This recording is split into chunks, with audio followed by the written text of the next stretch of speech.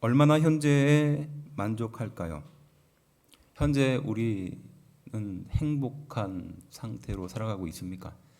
지금 나는 행복한 마음을 가지고 또 충분히 만족하면서 인생을 살아가고 있습니까? 이 질문에는 쉽게 대답하기 어려울 것입니다. 그래서 행복을 느낄 수 있는 몇 가지 방법이 있는데 세 가지가 있다고 해요. 내가 행복하다라는 걸 느낄 수 있는 방법이. 첫 번째가 뭐냐면요, 결핍을 통해서 행복을 느낄 수 있다고 합니다. 이게 뭐냐, 불행을 만나서 내가 맞아, 과거에 행복했지, 이렇게 생각하는 거예요. 불행이나 어려움이나 두려움을 만나고 나서 맞아, 그때는 그랬었지라고 생각하며 상대적으로는 행복을 느끼는 거죠. 결핍을 통해서 행복을 느끼는 겁니다. 또 어떤 행복이 있을까요? 자기의 성찰을 통해서 행복을 느낄 수 있습니다. 자기를 좀 돌아보면서 맞아, 내가 이런 것들이 있었지라고 하면서 스스로를 돌아보면서 얻을 수 있는 어떤 행복감이 있어요. 마지막 세 번째는 뭐냐면요, 전혀 다른 능력으로 강권한다라고 표현하거든요. 압도하는 능력으로 우리에게 임하는 행복이에요. 이것은 우리 그리스도인들만이 느낄 수 있는 행복입니다. 세상이 알 수 없고 이해할 수 없는 평안과 행복이 우리에게 가득한 것이죠. 사실 그 앞에 불행이 해결되지 않았음에도 하나님께서 그 사람에게 강제로 오셔서 주시는 어떤 마음의 평안이에요. 이 세 가지 행복, 첫 번째 억지로 빼앗겨서 얻게 되는 상대적인 행복과 이 결핍을 통해서 얻은 행복이 있고요. 또 자신을 돌아보면서 맞아, 이런 행복이 있지라고 느끼는 것이 있습니다. 하지만 세 번째, 그리스도인들만이 느낄 수 있는, 알 수 있는 것이 있는데 세상이 알 수 없는 압도되는 행복이 있는 줄로 믿습니다. 무엇보다 이 자리에 앉은 성도들이 바로 그런 압도되는 하나님의 은혜 앞에 나아가게 되기를 주의 이름으로 축원합니다. 내 마음의 근심과 걱정은 그대로 있지만, 해결되지 않지만 그래도 주시는 하나님의 큰 은혜로 나아가야 될 이유가 여기 있어요. 왜냐? 세상은, 또 현대인은 더 많은 만족과 기쁨 속에 살아가지만 더 많은 불행 속에 살아가고 있기 때문이다라는 것입니다. 함께 읽은 말씀은요, 대표적으로 우리 성도들이 이해하기 어려워하는 성경 구절입니다. 왜냐? 아들 이삭을 하나님의 명령에 따라서 제단에 드려야 되는 이런 기가 막힌 상황에 처해지게 되니까요. 만일에 저라면은 그렇게 할 수 있었을까? 하나밖에 없는 그 자녀를 하나님의 명령으로 제단에 드려야 된다라는 이 명령을 들었을 때 참 기가 막힐 겁니다. 아마 못하지 않았을까요? 어떤 초신자들은 이 말씀을 듣고 놀래요. 왜? 하나님은 인신제사를 받으시는구나, 사람을 받으시는구나, 그러면서 이게 하나님인가? 라는 오해를 불러일으키기 좋은 본문이기 때문에 그렇습니다. 그리고 하나님이 진짜 이걸 원하실까라는 어떤 충격을 받는 경우도 있어요. 또 마음 한편으로는 하나님은 생명을 사랑하시는 분이니까 이런 것을 요구하실 리가 없다라고 생각하는 거죠. 또 어떻습니까? 이런 생각도 하게 돼요. 이게 금도끼 은도끼 시험 같은 거라고 생각하는 거죠. 이렇게 내게 가장 소중한 것을 하나님께 바치고 드리면 하나님이 금도끼 은도끼 다 주시는 것처럼 그런 시험이지 않을까라고 생각도 하게 되는 것이에요. 우리는 이 본문을 통해서 누구나 인생의 고난을 만나고 어려움을 만난다는 것을 알 수 있습니다. 그리고 그러한 고난을 통해서 우리에게 주시는 은혜가 무엇인지를 좀 살펴보려고 하는 것이에요. 인생의 고난이 많지만, 수없는 많은 고난들이 우리의 앞길을 가로막지만 그 중에 제일 힘들게 하는 것이 이해할 수 없는 고난이거든요. 방금과 같이 하나님께서는 아브라함을 축복하시고 그의 씨앗에 세상의 모든 민족에 복을 주시겠다고 약속을 해주셨는데, 그리고 유일한 자녀 이삭에게도 그러한 축복을 주실 것인데 지금 이삭을 하나님께 바치라라는 그런 의외의 명령을 듣고 어떻게 보면 아브라함에게 있어서의 최대의 고난이 아닐까요? 지금 그 상황입니다. 이 행복도 잠시고요, 아들을 얻었던 행복도 잠시였고, 그 아들을 제단에 드려야 되는 고통을 주시는 이유가 무엇일까요? 차라리 그럴 바에는 아들을 주지 않는 것이 훨씬 낫지 않았을까요? 그런 후회도 할 수 있는 상황이었을 겁니다. 현대인은요, 사실 스스로가 행복하다라고 생각하지 않다고 합니다. 왜? 더 많은 축복에도 더 많은 비교와 불평이 일어나기 때문이라고 말합니다. 그래서 차라리 없을 때가 더 행복하지 않았겠는가라고 말하며 우리는 과거를 추억하죠. 그때는 없었는데, 그때는 대단한 게 없었는데 이상하게 우리는 더 행복했을 것이다라고 그렇게 생각하는 겁니다. 더 많이 가질수록, 더 많이 누릴수록, 더 많은 것을 소유할수록 행복감을 더 적게 느끼는 우리는 왜 이럴까요? 함께 읽은 하나님의 말씀을 통해서 특별히 아브라함이 이런 고통과 행복감을 전혀 느낄 수 없는 이 상황을 통해서 주시는 은혜가 무엇이며 특별히 2024년을 살아가고 있는 우리 귀한 성도들에게 주시는 은혜가 무엇인지 함께 좀 찾아보려고 하는 것이에요. 왜 하나님은 아브라함에게 이런 고난과 고통을 주셨을까요? 그리고 왜 하나님은 나에게도, 나의 인생에게도 이런 고난과 고통을 주실까요? 첫 번째, 이제야 안다라는 말씀이에요. 이제야 안다.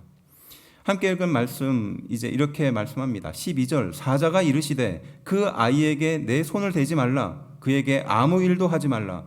내가 내 아들 내 독자까지도 내게 아끼지 아니하였으니 내가 이제야 내가 하나님을 경외하는 줄 아노라 라고 말해요. 그 아버지가 100세 얻은 아들, 정말 눈에 넣어도 아프지 않는 그런 아들을 지금 하나님이 바치라는 이야기를 듣고 순종하고 거기까지 가지 않습니까? 그 직전에 하나님께서는 사자를 보내서 막는 거예요. 이 말씀을 가만히 보면 이거예요. 내 자녀 이삭보다 하나님을 더 귀하게 여기는 것을 이제야 알겠다. 그럼 이 말씀을 들어보면 하나님이 아브라함이 얼마나 그 아들을 아끼는지, 그보다 더 하나님을 아끼는지를 몰라서 이런 말씀을 하셨을까요? 내가 이제야 안다라는 이 말씀을 보면 그 전에는 전혀 몰랐는데 이제 그것을 보면서 알았다라고 말씀하실까요? 그 위대하신 하나님이 우리 인생을 만드시고 우리의 모든 것들을 통찰하시는 하나님께서 이걸 몰라서 이런 얘기를 하셨을까요? 내가 이제야 그것을 안다라고 말씀하신 이유가 뭘까요? 또 아브라함에게 얼마나 많은 증거가 필요하길래 그 가장 소중하게 여기는 아들까지 바치라고 했을까요? 이 말씀을 묵상하기 위해서는 우리는 이 말씀 앞에 어떤 내용들이 등장하는지를 살펴봐야 돼요. 무엇이냐? 이삭을 드리기 전에 어떤 의미 있는 사건들이 이 이삭을 드리는 사건과 연결되어 있기 때문에 그렇습니다. 이 구절만 떼어서 생각해보면 참 이해할 수 없는 구절이에요. 하지만 이 사건 앞에 굉장히 중요한 사건이 등장해요. 그게 무엇이냐? 우리가 잘 알고 있는 아브라함의 아내 사레가 등장하고요. 그 다음에 사레의 여종이었던 하갈이 등장합니다. 75세의 아브라함은 하란이라는 자신의 고향을 떠나게 됩니다. 그리고 이제 10년이라는 시간이 흘러요. 10년이 훨씬 더 지났죠. 그런데 하나님께서는 그 아브라함에게 자녀를 주지 않은 거예요. 내가 너에게 축복을 주겠다라고 약속을 했는데 아브라함은 물질적인 축복을 많이 얻었습니다. 그런데 자녀의 축복은 없었던 겁니다. 그러니까 마음이 어땠습니까? 불안해지기 시작한 거예요. 근데 게다가 같이 하란을 떠났던 조카 룻과 헤어지는 상황이 발생하는 겁니다. 물론 내부의 다툼이었어요. 부가 많아지니까, 재물이 많아지니까 그 사이에 종들의 다툼이 생긴 겁니다. 그러니까 사랑하는 조카를 지금 떠나보낼 상황이 된 거예요. 지금 자녀도 없는데 그 함께 혈육이라고 생각하는 지금 조카도 자신을 떠날 상황이 된 겁니다. 그게 15장에 등장하거든요. 조카 롯을 떠나고 난 뒤에 하나님은 그에게 찾아갑니다. 아브라함에게 찾아가요. 그리고 축복을 약속하시거든요. 마음을 다시 한번 잡으라는 거죠. 그런데 이제 16장, 15장에서 그런 약속과 축복을 받았는데 한 장도 넘어가지 않아서 16장에 들어서자마자 어떻게 말하는가? 16장 2절입니다. 사라라고 하는, 여기선 사레라고 표현합니다. 그 아브라함의 아내가 사레가 이렇게 말해요. 사레가 아브라함에게 이르되 여호와께서 내 출산을 허락하지 아니하셨으니 원하건대 내 여종에게 들어가라. 내가 혹 그로 말미암아 자녀를 얻을까 하노라 하매 아브라함이 사레의 말을 들으니라. 이렇게 말합니다. 아브라함의 아내였던 사레가 지금 하란을 떠나서 75세에 그 하란을 떠났던 그 상황에서 10년이 더 지나고 나서도 별로 아들이 없다라는 것을 아니까 이제 소위 말해서 불안해지기 시작한 겁니다. 그래서 어떻게 합니까? 내 여종이었던 하갈이 있는데 이 하갈과 아들을 얻으라는 거예요. 근데 여기서 중요한 것은 아브라함이 그 말에 동의를 하느냐 하지 않느냐의 문제예요. 뭐 이 말씀을 읽으면 뭐 아내 말을 들으면 자다가도 떡이 생긴다고 뭐 그런 얘기 하잖아요. 이런 식으로 볼 거는 아니지만 지금 사례가 지금 아브라함에게 그런 조언을 하는 겁니다. 조언을 할 수는 있어요. 하지만 그 조언을 아브라함이 듣는가 마는가는 그건 아브라함의 선택이거든요. 근데 어떻게 합니까? 그 조언을 들어요. 그래서 말씀 그대로 나와 있듯이 아브라함이 사례의 말을 들었다는 거예요. 뭡니까? 용납했다는 거예요. 자기도 거기에 동의했다는 겁니다. 그래서 그 사례의 여종이었던 하갈과 동침을 하고 아이를 얻게 됩니다. 그 아이의 이름이 이스마엘이거든요. 그런데 그 이후에 몇 년 지나고 나서 하나님께서는 99세가 된 아브라함에게 찾아가서 내가 너에게 자손을 주겠다라고 말씀합니다. 그리고 실제로 100세의 아들을 얻어요. 그게 우리가 너무 잘 알고 있는 이삭이죠. 졸지에 아브라함에게는 2명의 아들이 생긴 거예요. 첫 번째는 하갈의 여종이죠. 여종의 아들이었던 이스마엘이 생겼고요. 둘째인 이삭이 생긴 겁니다. 자, 이렇게 하면 얼마나 해피엔딩이에요. 근데 여기에 이제 불행의 씨앗이 심겨지는 겁니다. 아침 드라마 같은 문제가 생겨요. 하갈의 아들이 이삭을 놀립니다. 이스마엘이 바로 그 이삭을 놀리는 거예요. 그러니까 나이로 계산해 보면 아마 이스마엘이 10살 정도 되지 않았을까 봅니다. 그리고 이제 막 태어난 갓난아기였던 그 이삭을 놀리는 겁니다. 그리고 그것을 누가 보느냐? 사라가 본 겁니다. 그래서 사라는 어떻게 하는가? 바로 그 여종과 아들을 쫓아내기를 아브라함에게 권합니다. 자, 이 이야기만 들어보면 막장 드라마죠. 막장 드라마입니다. 아침 드라마 같은 이야기입니다. 근데 여기서 중요한 건 아브라함의 반응이에요. 이 상황에서 아브라함은 어떻게 반응할까요? 21장 11절 말씀인데요. 우리 함께 한 목소리로 좀 읽어보겠습니다. 읽어봅시다. 시작. 아브라함이 그의 아들로 말미암아 그 일이 매우 근심이 되었더니. 자, 그 일로 말미암아 지금 아브라함은 얼마나 근심하는 겁니까? 너무 지나친 근심을 한 나머지 목숨까지 위태로운 지경에 이르렀다는 뜻으로 말하는 거예요. 그렇게 되겠죠. 당연한 거 아니겠습니까? 첫째 아들 이스마엘도 둘째 아들 이삭도 중요한데 지금 아내 사라와 여종 하갈을 선택해야 되는 그런 기로에 놓여진 겁니다. 그래서 매우 근심하는 지경에 이르러 마치 죽을 지경까지 가게 된 거예요. 그때 이제 하나님이 아브라함에게 나타나서 말씀하십니다. 21장 12절 하나님이 아브라함에게 이르시되 내 아이나 내 여종으로 말미암아 근심하지 말고 사라가 내게 이른 말을 다 들으라. 이삭에게서 나는 자라야 내 씨라 부를 것임이니라. 이렇게 말하는 거예요. 어떤 분은 여기 이 말씀을 두고 아내 말을 잘 들어야지 이렇게 복 받는다 이런 얘기 하시는데 그런 뜻은 아닙니다. 여기서 말씀하고 있는 것은 하나님이 지금 근심하고 있는 아브라함에게 찾아가서 근심하지 말라는 겁니다. 그리고 내 아내의 말을 들어라 라고 말씀하시는 거예요. 그리고 21장 13절 그러나 여종의 아들도 내 씨니 내가 그로 한 민족을 이루게 하리라 하신지라 라고 말하는 거예요. 그러니까 이스마엘도 비록 내가 허락한 사람은 아니지만 너의 씨앗이니 그 씨앗을 버리지 않고 창대하게 해주겠다, 망하지 않게 해주겠다 하나님이 약속해주는 장면입니다. 무슨 말을 하시는 걸까요? 무엇을 선택하는지가 중요하고 무엇을 걱정하는지가 중요한 게 아니라는 겁니다. 근심하지 말라는 겁니다. 내 앞에 놓여진 선택의 문제로 걱정하고 두려워하지 말라는 것이에요. 누가 책임진다는 뜻일까요? 하나님인 내가 책임진다는 겁니다.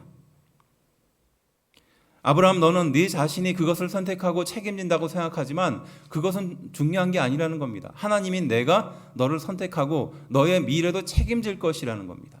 쓸데없는 근심과 걱정으로 인생을 낭비하지 말라는 것이죠. 그래서 바로 이 약속을 받고 들은 다음에 아브라함이 의미 있는 행동을 해요. 14절 말씀입니다. 아브라함이 아침에 일찍이 일어나 떡과 물 한 가죽 부대를 가져다가 하갈의 어깨에 메워지고, 뒤에 부분을 읽지 않겠습니다. 이 구절에서 굉장히 중요한 구절이 무엇이냐? 아브라함이 아침에 일찍이 일어났다는 거예요. 자, 이 구절을 한번 주의 깊게 보세요. 앞에서는 굉장히 근심이 많았죠. 그리고 하나님이 그 아브라함에게 찾아가서 내가 책임질 테니까 더 이상 근심하지 말아라라는 것이에요. 그리고 그 이야기를 듣자마자 아브라함은 어떻게 합니까? 아침 일찍이 일어나서 바로 그 모든 것들을 준비하는 거예요. 아침 일찍이 일어난다는 겁니다. 아브라함의 깊은 고민이 하나님이 책임져 줄 것이라는 이야기를 듣고 어떻게 해결되었다는 겁니다. 그래서 더 이상 그것을 마음에 두지 않고 행동으로 옮긴 것이죠. 여기서 하갈의 어깨에다가 짐을 메워주고 그 아이와 함께 그곳을 떠나보낸다는 것은 당시에 뭐냐? 사형선고였어요. 광야에 그 여자 한 명과 아이 한 명을 먹을 걸 며칠 주고 그걸 지워서 보낸다는 것은 그 먹을 것이 끝나고 난 뒤에는 죽으라는 뜻입니다. 그걸 직접 아브라함이 하고 있어요. 무엇을 통해서? 하나님의 말씀과 확신을 듣고요. 그런데요, 공교롭게도요, 이 말씀, 그러니까 아침에 일찍 일어나서 했던 행동이 똑같이 등장하는 말씀이 있어요. 어디냐? 방금 여러분들이 읽은 말씀 앞에 등장해요. 22장 2절부터 3절 이렇게 말합니다. 여호와께서 이르시되 내 아들 내 사랑하는 독자 이삭을 데리고 모리아 땅으로 가서 내가 내게 알려준 한 산 거룩한 곳에 가서 그를 번제로 드리라. 하나님이 말씀하시거든요. 자, 이 이야기를 듣고 아브라함이 어떻게 반응합니까? 근심해야 되죠. 걱정해야 되죠. 근데 바로 이렇게 말합니다. 아브라함이 아침에 일찍 일어나 나귀의 안장을 지우고 두 종과 그의 아들 이삭, 이렇게 말하거든요. 방금 이스마엘을 통해서는 아브라함이 정말 마음에 큰 고통을 안고 죽을 지경에까지 고민을 한 거예요. 근심을 한 겁니다. 그런데 하나님은 그에게 찾아가서 내가 책임져 줄 거야. 더 이상 근심과 걱정을 하지 말라라고 말하죠. 그리고 아브라함은 그 이야기를 듣고 아침 일찍 일어나서 짐을 챙기는 것을 보여줍니다. 마찬가지로 이제 하나 남은 이삭이 있잖아요. 그 이삭에게도 하나님은 말씀하시는 겁니다. 그 아들을 지금 내가 지시한 그곳에 가서 제물로 드려라라는 겁니다. 그리고 아브라함은 어떻게 반응합니까? 근심하고 걱정하는 내용이 없어요. 바로 그 이야기를 듣자마자 어떻게? 바로 아침에 일찍 일어나서 모든 것을 준비하는 거예요. 같은 말이 반복된 겁니다. 똑같은 말이 반복돼요. 이 두 가지 사건이 밀접하게 연결되어 있다는 것을 말하는 겁니다. 두 아들 모두에게 동일한 시험을 주셨다는 것입니다. 앞에서는 아브라함은 근심하고 걱정하고 두려워했지만 이 두 번째 사건에서, 그러니까 사랑하는 그 귀한 아들 이삭에게서는 근심과 걱정을 하는 장면이 등장하지 않는다는 겁니다. 왜? 하나님이 하실 일이기 때문이에요. 하나님이 책임지실 일이기 때문입니다. 내 소유가 아니라 하나님의 소유이기 때문이라는 겁니다. 그래서 그게 등장하지 않는 거예요. 아브라함이 대단한 믿음을 가지고 순종을 했기 때문에 이렇게 쓴 것이 아니라 사실은 하나님이 책임진다는 사실을 인정한 거예요. 그래서 12절에 그것을 보면서 하나님이 말씀하시는 거죠. 내가 이제야 내가 하나님을 경외하는 줄을 안다라는 거예요. 이 말씀을 잘못 오해하면요, 하나님인 내가 몰랐었지만 이삭을 드리는 행동을 보면서 네 마음에 진심이 있다는 것을 내가 이제 알았다, 이렇게 오해할 수 있습니다. 사실은 그런 말씀이 아니라요, 두 아들을 허락한 것도 하나님이고 그 두 아들을 책임질 것도 하나님이라는 사실이에요. 믿으십니까? 그래서 근심을 내려놓고 책임을 지고 인도하실 하나님께 맡기라는 거예요. 그래서 우리는 아브라함의 이 순종에 대해서 어떻게 받아들여야 할까요? 순종은 맡기는 겁니다. 그래서 순종이 되는 것은 무엇입니까? 하나님을 경외하는 거예요. 내가 너를 경외하는 것을 이제야 알았다라는 이 말씀의 진정한 의미가 여기 담겨 있는 겁니다. 아브라함이 그렇게 자신의 것들을, 자신의 소유라고 생각했던 것들을 하나님께 맡겼다는 것은 순종했다는 뜻이거든요. 바로 그 순종의 행위를 하나님은 경외하는 것으로 본 것입니다. 그래서 내가 이제야 내가 하나님을 경외하는 줄을 알았다는 거예요. 순종은 하나님을 경외하기 때문에 나오는 행동이라는 것이죠. 곧 하나님을 경외하는 줄 안다라는 뜻은 하나님이 책임질 것을 안다라는 뜻입니다. 내가 하려고 하면 하나님을 무시하는 것과 같은 행동이라는 겁니다. 하나님이 하실 것을 믿고 순종하고 맡기는 것이 하나님을 경외하는 것인 줄로 믿습니다. 그래서 우리는 그 사건이 일어난 직후에 그 근처의 수풀에서 순양을 발견하고 번제로 드리는 것을 알고 있어요. 그리고 그곳의 이름을 사람들이 무엇이라고 부릅니까? 여호와 이레라고 부르잖아요. 하나님이 다 준비하셨다는 겁니다. 그러니까 하나님이 모든 것을 완벽하게 다 책임지고 준비했다라는 것이에요. 그래서 여호와 이레의 하나님입니다. 여호와의 산에서 준비되었다는 겁니다. 아브라함이 준비하시는, 책임지시는 하나님을 만난 곳이라는 뜻입니다. 믿으십니까? 그 전까진 하나님이 나를 책임졌다는 사실에 대해서 스스로 확증하지 못했습니다. 하지만 이렇게 이삭을 드리는 과정을 통해서, 이스마엘을 하나님께 맡기는 과정을 통해서 어떻게 하나님은 준비하시는 분이다, 하나님은 책임지시는 분이다, 이것을 고백하고 만난 곳이라는 것이죠. 조급해져서요, 현실적인 선택을 했던 아브라함이었죠. 그 첫째 아들 이스마엘도 하나님이 책임져 주신다고 하셨고요, 하나님의 약속으로 낳은 둘째 아들 이삭도 하나님이 책임져 주신다는 약속을 하고 계시는 것입니다. 책임지시는 하나님께 순종하는 것이 하나님을 인정하고 경외하는 행동이다라는 말씀입니다. 내 인생을 책임지시고 내 인생을 준비하시는 여호와 이레의 하나님을 고백하는 성도들이 되기를 주의 이름으로 축원합니다. 하나님은 우리 인생을 책임지십니다. 그리고 하나님은 우리 인생을 준비하십니다. 두 번째는 무엇일까요? 시험하시고 라는 말씀이에요. 시험하시고. 우리 22장 1절 말씀인데요, 이렇게 말합니다. 그 일 후에 하나님이 아브라함을 시험하시려고 그를 부르시되. 자, 시험, 우리 성도들이 이 시험이라는 말 참 그렇죠, 참 듣고 싶지 않은 말입니다. 또 테스트가 될 수도 있고 템테이션이 될 수도 있는 말이죠. 또 어떤 행동이나 어떤 일들을 겪으면서 시험을 받는 분들이 있다. 그래서 어떤 일이 생겼다, 심지어는 신앙을 등졌다, 이런 이야기들도 듣게 됩니다. 근데 어떤 것이 진짜 테스트고 어떤 것이 템테이션인지 구별이 잘 안 되는 경우가 많죠. 근데 좋은 방법이 있어요. 뭐냐? 테스트와 템테이션을 구별할 수 있는 좋은 방법은요, 그 결과를 보면 알 수 있습니다. 테스트는요, 테스트를 겪게 돼서 승리하면요, 신앙이 더욱더 성숙하게 돼요. 하나님을 더욱더 거룩하게 섬기게 됩니다. 하나님과 가까이 가게 되는 건 테스트입니다.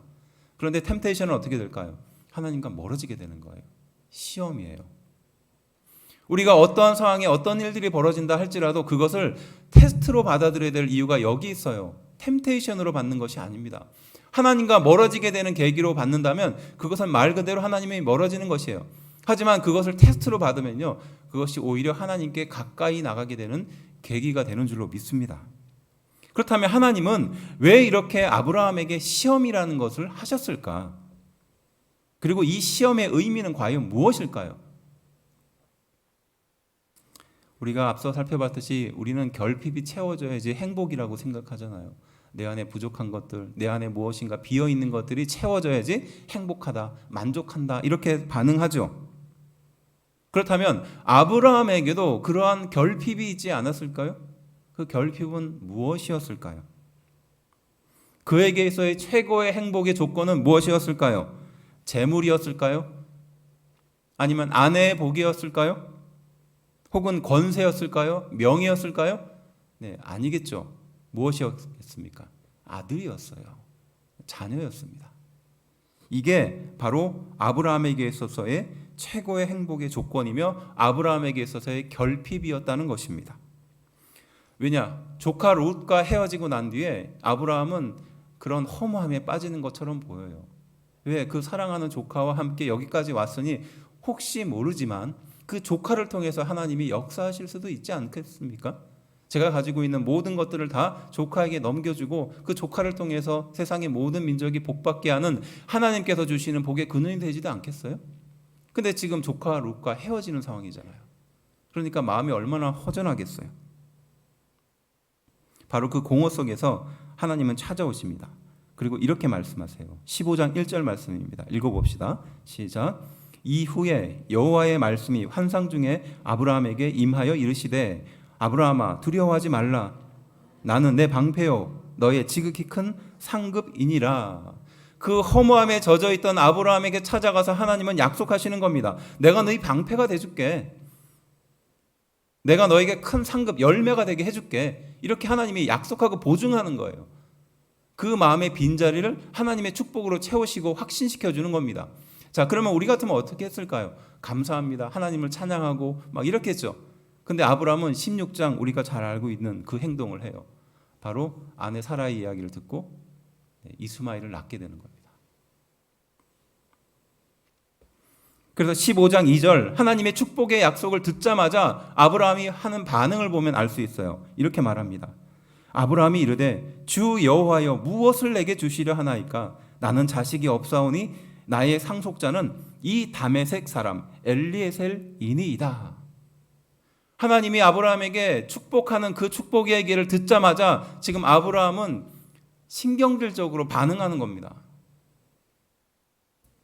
무엇을 내게 주시려고 합니까? 나는 자식이 없습니다. 지금 이 이야기를 하는 거예요. 하나님이 지금 그 자리에서 내가 너에게 자녀를 주겠다라고 약속하지 않으셨어요. 그런데 내가 너에게 큰 방패가 되고 힘이 되주겠다라고 하니까 아브라함은 그 이야기를 듣자마자 신경질적으로 반응하는 겁니다. 주 여호와여 내게 무엇을 주려고 하는 겁니까? 나는 자식이 없습니다. 그리고 내 자식이라고 해봤자 지금 내 종이었던 내 상속자 그다음 다메섹 사람 그러니까 이방인 엘리에셀밖에 없습니다. 지금 하나님한테 따지는 거예요. 조카 롯도 나를 떠나고 하나님도 나에게 두려워 말라고 하셨지만 재산도 권세도 나는 지금 필요 없다는 겁니다. 내 마음을 충족시키지 못한다는 겁니다. 나는 지금 아들이 필요하다는 겁니다. 자녀가 필요하다는 겁니다. 하란을 떠날 때 축복하신다는 하나님의 약속이 있었지만 그게 있으면 지금 뭐 합니까? 나한테 자녀가 없는데 이런 불평을 하고 있는 거예요. 바로 아브라함의 결핍이 바로 집착이 되는 장면을 볼 수 있는 것이에요. 앞서도 말했지만 이 일 이후에 16장에 아내 사라의 말을 듣고 여종 하갈을 통해서 이스마엘을 낳게 됩니다. 어떤 분은 이걸 아브라함의 불순종이라고 표현합니다. 저는 불순종이라기보다는 마음이 조급해진 아브라함의 잘못된 결정이라고 생각해요. 하지만 그러한 결정마저도 하나님은 책임져 주시지 않습니까? 여기서 이제 중요한 말이 등장해요. 이런 아브라함에게 두 아들을 주고도 하나님이 그 아브라함을 시험하시는 이유는 무엇일까요? 시험의 목적입니다. 스스로 확증하기 위해서라는 것이에요. 스스로 확증하다. 우리는 이 시험을 나에게 유익이 되는 방향으로 또 나에게 잘못된 어떤 방향으로 해석하는 경향들이 있어요. 그래서 축복을 통해서 하나님을 시험하라라고 말라기는 말하거든요. 그래서 11조를 하나님께 드려라. 그럼 너에게 흔들어 넘치도록 주실 것이다. 이게 소위 말해서 축복으로 하나님을 시험하라는 뜻이거든요. 하지만 우리는 자꾸 불행한 일로 하나님을 시험하려고 해요.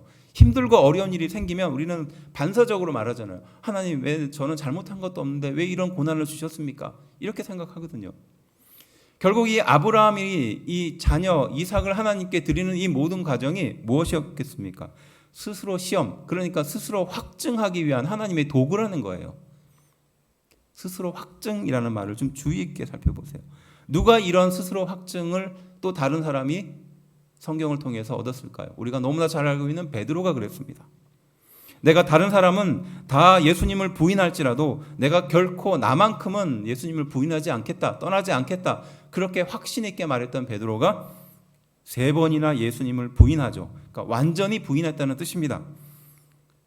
그리고 예수님께서 부활하셨다는 그 소식을 듣고도 결국 예수님께 찾아가기보다는 자신의 생업으로 돌아가요. 왜 이런 생업으로 돌아가게 되는지 과정을 이해할 수 있겠죠. 자신이 그렇게 확신 있게 말했는데 자신이 확신 있게 예수님을 부정했으니까요.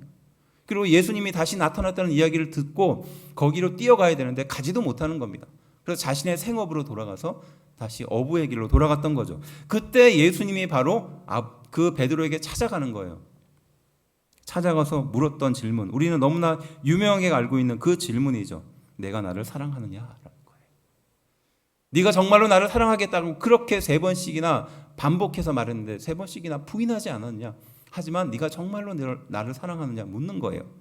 그리고 예수님은 3번씩이나 반복해서 묻죠. 무슨 뜻입니까? 확증하는 거예요. 네가 하려고 하는 그 사랑, 네가 가지려고 하는 그 확신이 아니라 하나님인 내가, 예수님인 내가 너에게 보여주시는 그 사랑을 가지고 사랑하라는 뜻이지 않겠습니까? 바로 그 3번의 질문을 듣고 베드로는 이렇게 말합니다. 내가 얼마나 주님을 사랑하는지 주님이 아시지 않습니까? 이렇게 말하죠. 그건 무엇입니까? 내가 정말로 너무 하나님을 사랑하고 예수님을 사랑하지만 내가 그렇게 실천하지 못했다는 겁니다. 그리고 내가 이거밖에 안 되는 사람이라는 것을 알았다는 거예요. 확증했다는 겁니다. 그리고 그 비어있는 자리를 예수님의 사랑으로 채우시고 인도하실 것을 지금 고백하는 장면이라는 것입니다. 믿으십니까? 이렇게 베드로의 인생이 변한 거예요. 또 한 사람의 인물이 있죠. 야곱입니다. 야곱은 집에 집착하는 사람이에요. 관계에 집착하는 사람이에요. 그런데 이 야곱의 비열한 행동으로 인하여 집을 떠날 수밖에 없는 상황에 처해지잖아요. 자신의 터전이었던 집을 떠날 수밖에 없는 상황이 되지 않습니까? 그러한 야곱에게, 길가에서 잠을 자고 있던 야곱에게 하나님은 찾아가시죠. 그리고 야곱이 바로 그 자리에서, 자신이 누웠던 그 자리에서 일어나서 자신이 베었던 돌무더기를 제단을 쌓아서 하나님이 과연 여기에 계신다라는 고백을 하거든요. 자기는 집에 대한 컴플렉스가 있었어요. 집에 대한 집착이 있었습니다. 그리고 마침 그곳에 집을 떠나게 되니까 얼마나 마음이 허전해요. 그런데 하나님은 바로 그 야곱에게 찾아가서 네가 있는 그곳에 내가 너와 함께하는 곳이 집이다라고 말씀하시는 것이에요. 믿으십니까? 여호와께서 과연 여기 계시거늘 내가 알지 못하였다라고 창세기 28장 16절에서 고백하고 있지 않습니까? 집에서 쫓겨나서 길 위에서 잤던 야곱이 하나님을 그 자리에서 만났고 바로 그 만난 그 자리가 하나님의 집이다라고 고백하지 않습니까? 바로 그 곳의 이름을 하나님의 집 베델이라고 짓거든요. 이 얼마나 의미 있는 행동이에요. 스스로 시험에 빠졌지만 이 시험을 통해서 자신의 한계를 발견했지만 확증을 받은 거예요. 자신을 스스로 돌아보고 확증하는 신앙을 갖는 우리 귀한 성도들이 되기를 주의 이름으로 축원합니다. 그 고난이 아니게 되는 순간이에요. 3번째는 무엇입니까? 나의 말을 준행하였음이니라 라는 말씀이에요. 바로 그 자리에서 사자를 하나님을 보내셔서 다시 한번 말씀하시거든요. 무엇이냐? 축복을 하세요. 17절 함께 한 목소리로 좀 읽어봅시다. 내가 내게 큰 복을 주고 내 씨가 크게 번성하여 하늘의 별과 같고 바닷가의 모래와 같게 하리니 내 씨가 그 대적의 성문을 차지하리라. 아멘. 내 씨라 함은 지금 이삭을 말하는 거죠. 내 성문을 차지할 것이다라는 것은 상대방 건 대적의 그 문을 얻을 것이다. 성을 얻을 것이다. 이런 비유법입니다. 하나님이 아브라함에게 주신 약속입니다. 그리고 그 약속에 그치지 않고 그 자녀였던 바로 이삭에게 그 더 큰 축복을 주겠다라는 약속을 해주시는 겁니다. 더구나 18절 또 이렇게 말합니다. 또 내 씨로 말미암아 천하 만민이 복을 받으리니 이는 내가 나의 말을 준행하였음이니라 하셨다 하니라. 아멘. 그 이삭에게 준 축복뿐만이 아니라 그 이후에 더 큰 세상의 모든 만민들이, 천하 만민들이 바로 너의 씨앗을 통해서 축복을 얻게 될 것이다라고 더 큰 축복을 약속하고 있는 장면이에요. 아브라함에게만 받아지는 축복이 아니라 그 자녀에게만 소유하는 축복이 아니라 천하의 모든 만민이 함께 얻게 될 축복을 줄 것이다라고 약속하고 계시는 줄로 믿습니다. 우리는 이 본문을 읽으면서 그리스도가 이 세상에 오실 것이라는 예시를 듣게 되는 거예요. 바로 그 아브라함의 자손에 그리스도가 세상에 오셔서 세상의 모든 민족으로 구원을 얻게 하며 시대를 초월하는 그 복음을 우리에게 주실 것이라는 것을 알고 있습니다. 그런데 여기서 중요한 구절은 뭘까요? 내가 나의 말을 준행했기 때문이라는 겁니다. 네가, 그러니까 아브라함이 너가 하나님의 말씀인 나의 말씀을 행동으로 옮겼기 때문에 내가 너에게 주는 축복이라는 것이에요. 한 사람이 근심을 버리고 집착을 버리고 하나님의 말씀대로 행할 때 얻는 복이라는 겁니다. 그 사람의 복뿐만이 아니라 그 더 큰 복을 하나님이 주실 것이라는 약속을 해주는 장면이에요. 왜 하나님은 이렇게 축복하실까요? 왜 하나님의 말씀대로 행하기를 원하실까요? 기가 막힌 장면은요, 하나님은 아브라함에게 총 5번 나타나시거든요. 그리고 그 나타나실 때마다 축복하세요. 꼽아보면요, 첫 번째는요, 아브라함이 그 하란을 떠날 때 하나님은 만나서 축복해 주십니다. 그러니까 자기의 고향을 떠날 때 하나님은 그곳에서 만나서 축복을 약속해 주세요. 두 번째는 언제냐? 조카 롯과 헤어질 때, 아까 말했듯이 내부의 다툼으로 인해서 조카 롯과 찢어지게 될 상황이에요. 그때 하나님은 또 한 번 아브라함에게 찾아가서 축복을 약속하십니다. 세 번째는 언제냐? 바로 조카 롯이 소돔과 고모라에 갇혀 있을 때 그를 구원해 내면서 하나님은 다시 한번 또 축복해요. 그리고 네 번째는 언제? 바로 아브라함이 99세가 되었을 때 하나님이 이삭을 통해서 내년에는 너가 자녀를 얻게 될 것이라고 약속합니다. 바로 그때 축복하는 겁니다. 그리고 마지막에 함께 읽은 이 말씀이에요. 이게 5번 등장하거든요. 이 등장하는 장면에 공통점이 있어요. 중요한 인생의 전환점, 가장 취약하고 가장 결정과 허무함에 빠지기 쉬운 지점에 하나님은 찾아가신다는 겁니다. 그리고 하나님의 말씀대로 행하라라고 말씀하신다는 것이에요. 그리고 그렇게 행동했을 때 하나님은 우리에게 더 큰 축복을 주신다라는 말씀인 줄로 믿습니다. 내가 약속한 그것을 나는 한시도 잊지 않고 기억하고 있으며 반드시 너에게 줄 것이다라는 약속을 하고 계시는 줄로 믿습니다. 이 말씀을 통해서 더 나은 축복과 영광을 소유하는 성도들이 되기를 주의 이름으로 축원합니다. 하나님께서 아브라함에게 아들 이삭을 드린 이유는 무엇일까요? 그런 아브라함에게 고난을 주신 이유가 무엇일까요? 또 우리 인생에게 그 고난을 주신 이유는 무엇일까요? 스스로 불행하다고 생각하고 선택하는, 그리고 잘못된 것을 선택하는 현대인들에게 하나님은 이 말씀을 통해서 주시는 교훈은 무엇일까요?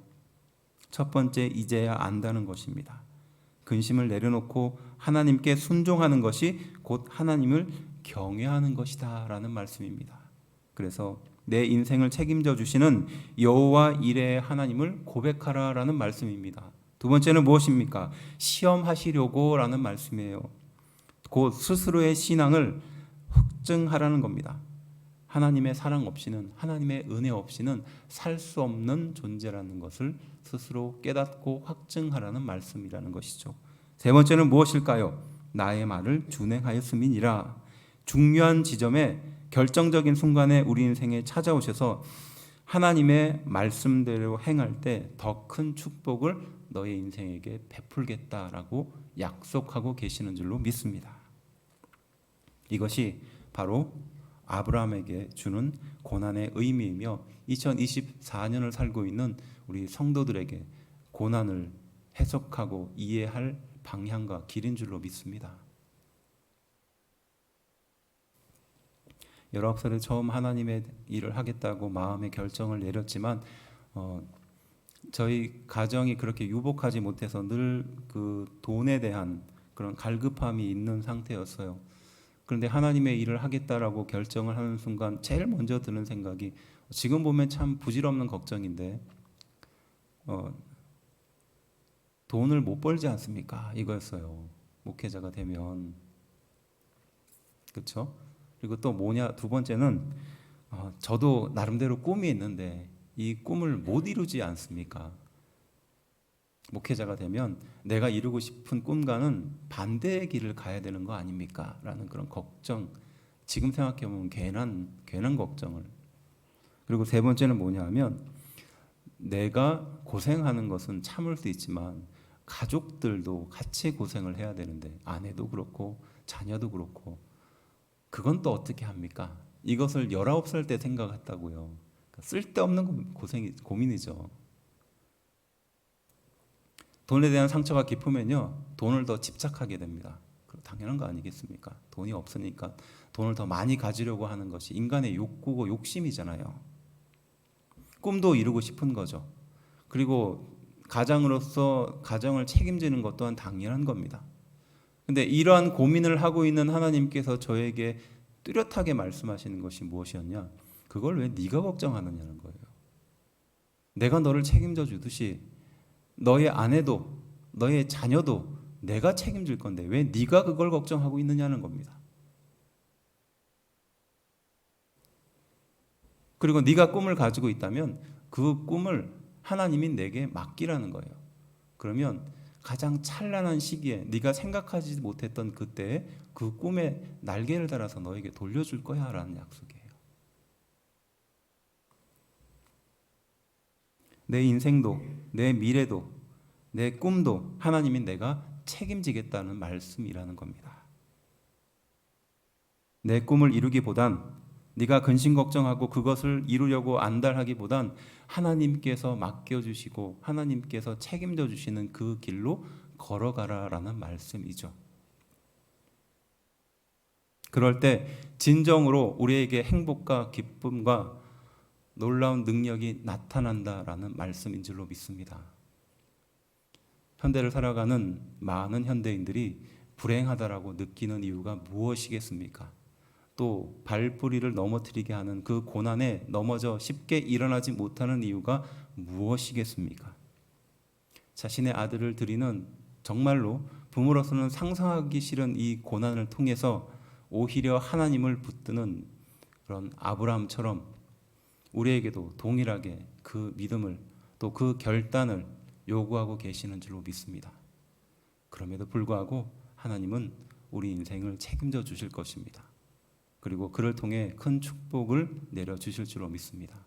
하나님의 말씀대로 결단하여 행동해서 하나님의 은혜의 길을 가는 귀한 성도들이 되기를 주의 이름으로 축원합니다. 기도합시다.